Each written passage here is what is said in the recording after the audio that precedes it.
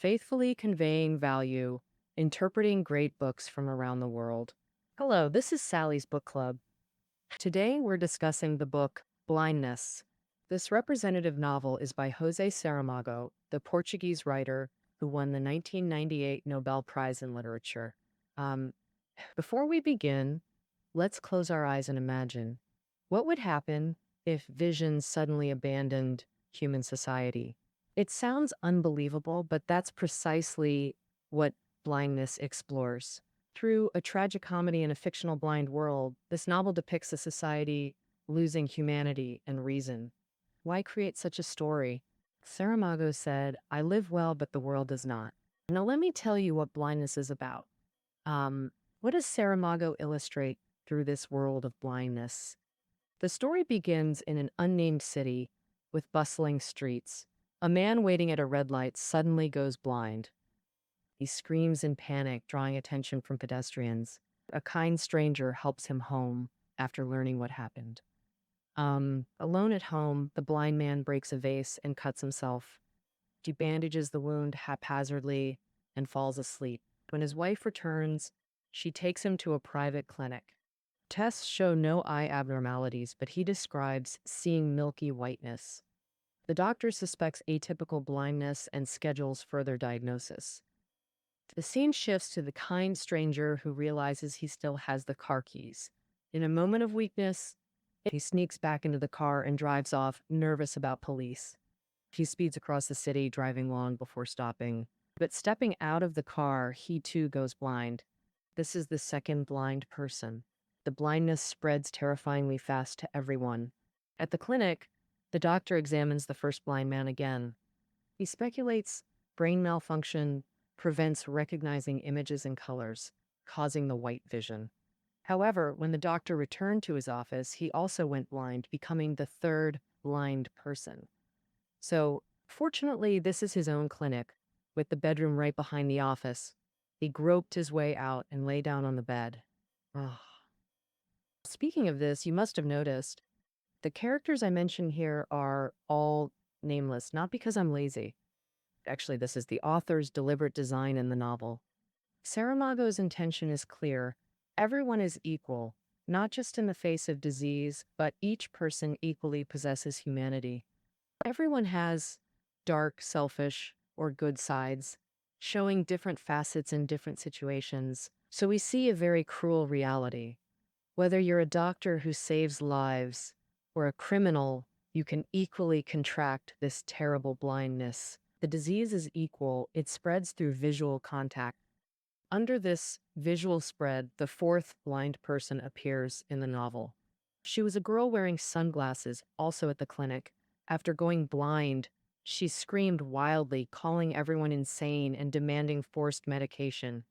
That ophthalmologist and the third blind person, after his wife learned about it, they discussed it and notified the government's public health department. In health department, they replied, telling them to wait for an ambulance to pick them up. When the ambulance arrived, the driver wouldn't allow the doctor's wife to board, saying it was an order. At this moment, the doctor's wife, who has some medical knowledge, suddenly pretended she was also blind. So both were taken away, with the wife pretending to be blind becoming an important plot point in the novel. And why did she do this? Because she foresaw the severity of the situation. Pretending to be blind was to better protect her husband and some innocent people, not to truly blind herself. Later in the novel, when everyone is blind, the doctor's wife becomes the sole witness to all events. In a blind world, she witnessed the good and evil of humanity triggered by the disaster, which repeatedly put her in dilemmas.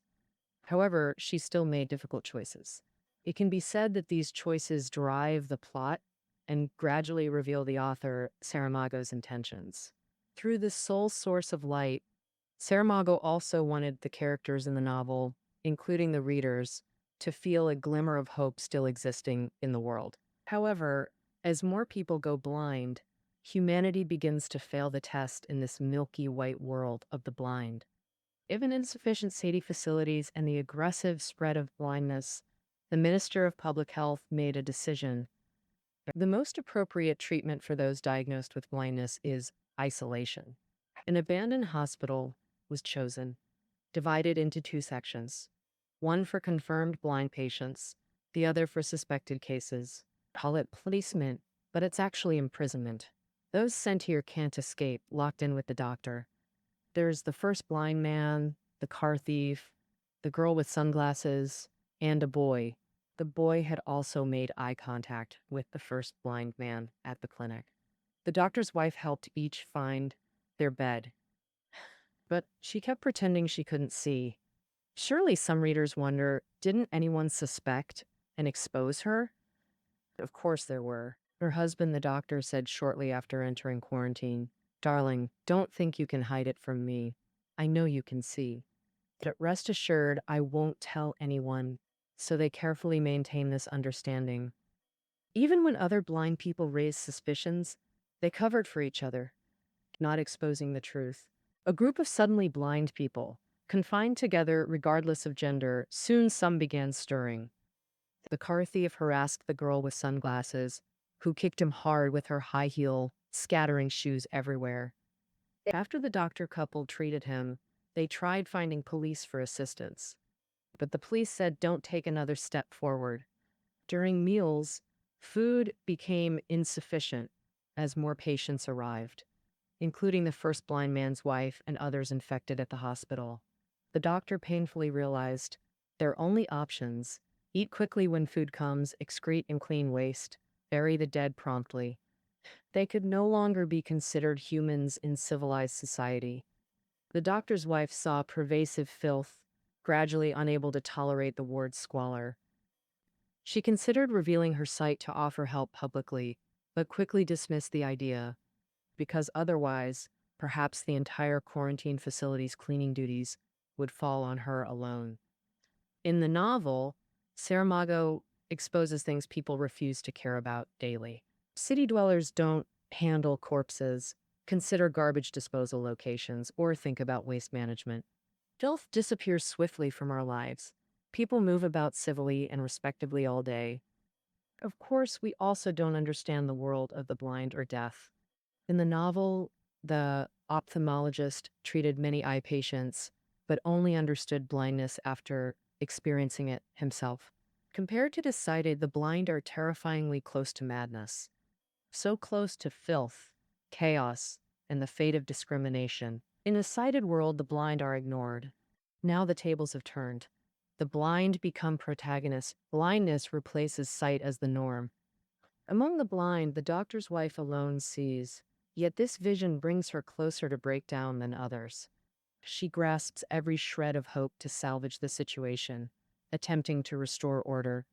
The couple befriended the sunglasses girl, comforting each other. Others elected representatives for fair food distribution. But simultaneously, selfishness breeds everywhere. When police killed someone, the crowd mourned while others stole food. Despair and chaos demanded order. But what order can emerge in such circumstances? The situation spiraled into worse conditions. The car thief's leg wound became infected, so he sought police treatment. The police mistook it for rebellion and shot him dead in panic. Later, bloody clashes erupted repeatedly between patients and police. Quarantine members swelled daily. The disease spread, fear proliferated, despair and violence intensified. Self-preservation overrode morality, worsening everything. The blind gradually realized they must organize, not act alone, to secure their interests. But they couldn't elect a leader. Then a new arrival brought slight change to the quarantine. He was an old man with an eye patch who'd been treated by the doctor, carrying a radio. So everyone heard outside news. The government had been counting the blind, once optimistically claiming numbers peaked. The epidemic seemed receding, but patient numbers actually kept rising. With quarantine overcrowded, the government changed tactics. Families must care for blind members at home, restricting movement. Meanwhile, all transportation was halted, because drivers suddenly going blind while driving would be terrifying. These measures seemed reasonable, but quarantined patients felt the government only appeased decided. while cruelly abandoning the blind to their fate. Then something more terrifying happened. A blind man with a gun forced others to trade valuables for food. Everyone complied silently. But the doctor's wife hid scissors as a weapon. The old man hid his radio. By then, the last hope for democratic communal life was destroyed. Quarantine was controlled by an armed dictator, marking a qualitative shift. Here, Saramago implies the dictator rose from the majority's blind fear. Yet after the dictator emerged, unprecedented peace came to quarantine. Everyone obeyed assignments, staying quietly in place without arguments. At night, people lay obediently in bed resting. That night, the doctor's wife went alone to the dictator's ward. She saw cleanliness and a dedicated lookout. Though it was a blind sentry, food piled mountain high in their room. In another ward, she found a couple moaning while embracing, making her nauseous. But then she realized she had almost forgotten that such relationships could exist between people. Blindness made everyone lose the ability to commit to love. Now, these humans have lost their conscious awareness of cleanliness, decency, and civilization, living purely like mammals. So, is the love and desire stemming from their animal instincts still worth cherishing or deserving of praise? To this question, the doctor's wife answered with her actions. She had scissors in her hand, but in the end, she didn't kill the dictator. The author didn't describe her inner transformation. He only said, after seeing that couple, the doctor's wife had tears welling up in her eyes. She was moved by the scene. Oh. No matter the circumstances, love is a precious connection between people, especially in such an environment that has largely degenerated into a jungle society. The story's meaning deepens bit by bit. The author raises a significant question. For a group living together, order is extremely important, but are the sacrifices people make for it all worth it? The doctor's wife could temporarily set aside her anger towards the dictator, but she couldn't change the trend of the dictator's ward becoming a privileged class. The dictator would rather let food rot than give it away for free. But they have their own guards. Their bathroom isn't for outsiders. Even when they find people from other wards entering, they immediately chase them away. The other wards have an absolute numerical advantage. They have the power to overthrow the dictator's rule, yet they always fail. First, because no one is willing to lead the charge. Everyone fears death. Secondly, these wards cannot act in unison. If the dictator punishes a ward, the patients in that ward blame each other and punish those who cause trouble themselves. In the end, everyone's belongings were exploited empty by the dictator. The hungry people came to the dictator's group, pleading, "We have nothing left. You can't exploit us anymore." At this point, this privileged class composed of men made a decision. They declared that from now on, wards wanting food must offer women as tribute. After this sinister command was delivered to the wards, people surprisingly didn't protest. They believe sacrificing a few women for the collective good isn't a problem. After discussion, everyone agreed. In such a desperate environment, the women didn't wail or scream. Instead, they gathered and lined up, voluntarily heading to the dictator's area. Among them were the first blind man's wife and the doctor's wife. This time, the doctor's wife didn't bring scissors. She willingly went with the other women to face the impending horrors. After this insane and vile event ended, one woman couldn't endure the brutality and died on the spot. The doctor's wife helped carry the body back. She continued to act blind, helping all the suffering women wash their bodies, including the deceased. In this evil environment, the women have their own understanding and defense of dignity. Under the dictator's control, everyone completely lost their freedom. Of course, things won't continue like this forever. People will certainly rebel and reclaim their lost freedom. However, what will happen after gaining freedom? Can the previous order be restored? The novel's plot continues to advance. So, We see that 4 days later, the doctor's wife finally decided to take action. She felt she couldn't endure it anymore. Um, uh, that night, she took the scissors hanging on the wall and sneaked into the dictator's ward, where they were celebrating wildly. The dictator grabbed a girl and was about to rape her. The doctor's wife arrived in time, plunged the scissors into the man's throat, and cut his neck. The dictator was dealt with, and everyone in the other wards could freely access food. The hungry people rushed in and devoured the food. But soon, people started to miss the days with the dictator. And because they felt that rather than having food quickly divided like now, it was better to have the dictator and his cronies distribute it. In this situation, the doctor's wife, who had saved everyone from the tiger's mouth, became the target of criticism. Driven by hunger, the blind people began to go crazy. They surged together into the courtyard in madness. The girl whom the doctor's wife had saved from the tiger's mouth set a fire, causing chaos on the scene. Amidst the extreme turmoil, the doctor's wife suddenly discovered that there were no guards outside the quarantine long ago. Not only that, the quarantine gate wasn't even locked. It turned out they could have left long ago. The quarantine was already meaningless, but because they couldn't see, no one realized freedom was within reach. When people returned to the city, the doctor's wife helped them find temporary shelter before going to search for food. She arrived at a supermarket but was shocked to find it overrun by the blind. Um, Everyone was frantically grabbing any available food. All edible items were gone. Some blind people fought over scraps on the floor, shouting loudly. Through this blindness-stricken city, Saramago paints his vision of the apocalypse.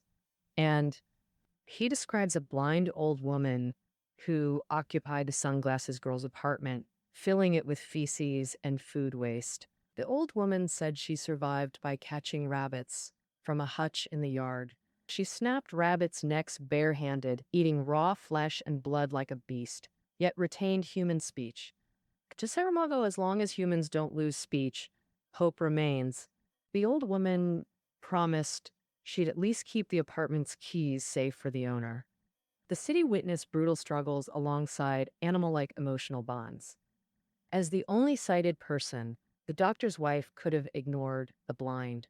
But this strong, compassionate woman couldn't abandon those she'd endured hardship with.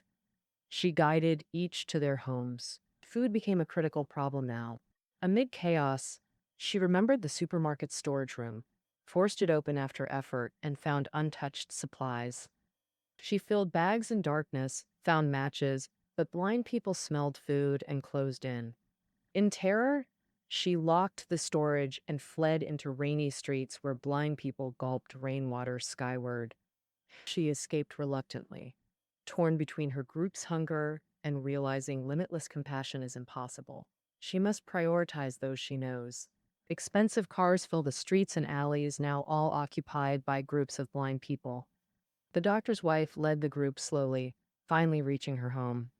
The couple welcomed everyone inside, gave them clean clothes, deciding to rely on each other for survival. But at night, the doctor's wife took the women outside to bathe in the rain, then collected rainwater to bathe the men indoors. The old man with the eye patch, who once brought hope with his radio, went to bathe alone in the bathroom. He felt someone scrubbing his back. He guessed it was the doctor's wife, but didn't speak, though still blind. The darkest moments seemed past.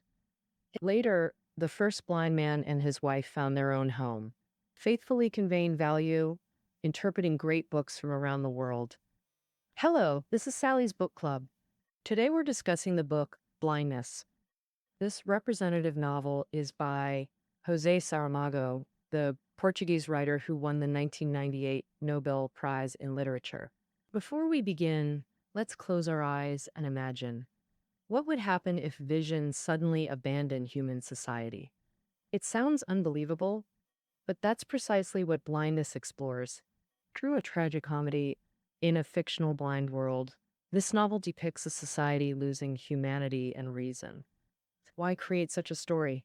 Saramago said, "I live well, but the world does not." Now, let me tell you what blindness is about. What does Saramago illustrate through this world of blindness? The story begins in an unnamed city with bustling streets. A man waiting at a red light suddenly goes blind. He screams in panic, drawing attention from pedestrians. A kind stranger helps him home after learning what happened. Alone at home, the blind man breaks a vase and cuts himself. He bandages the wound haphazardly and falls asleep. When his wife returns, she takes him to a private clinic. Tests show no eye abnormalities, but he describes seeing milky whiteness. The doctor suspected this wasn't ordinary blindness and planned to schedule further detailed diagnosis for him. Next, the scene shifts to that kind stranger. After helping the blind man home and leaving, he suddenly realized he still had the car keys, a moment of weakness. He got back into the car and drove off secretly, nervous about being stopped by police. He sped across the city, driving a long time before stopping. But just as he stepped out of the car, he too went blind. This was the second blind person. Next, the blindness spread terrifyingly fast to everyone. At the clinic, the doctor was performing a second diagnosis on the first blind man, and he speculated that the patient's brain might have malfunctioned, unable to recognize images and colors, causing the white vision. However, when the doctor returned to his office, he also went blind, becoming the third blind person. Fortunately, this was his own clinic, with the bedroom right behind the office. He groped his way out and lay down on the bed. Speaking of this, you must have noticed the characters I mention here are all nameless, not because I'm lazy. Actually, this is the author's deliberate design in the novel. Saramago's intention is clear.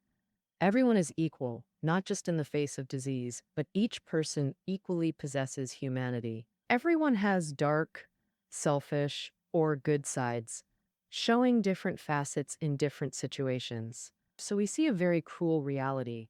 Whether you're a doctor who saves lives or a criminal, you can equally contract this terrible blindness. The disease is equal. It spreads through visual contact. Under this visual spread, the fourth blind person appears in the novel. She was a girl wearing sunglasses, also at the clinic. After going blind, she screamed wildly, demanding forced medication, as if she were insane. That ophthalmologist and the third blind person, after his wife learned about it, they discussed it and notified the government's public health department.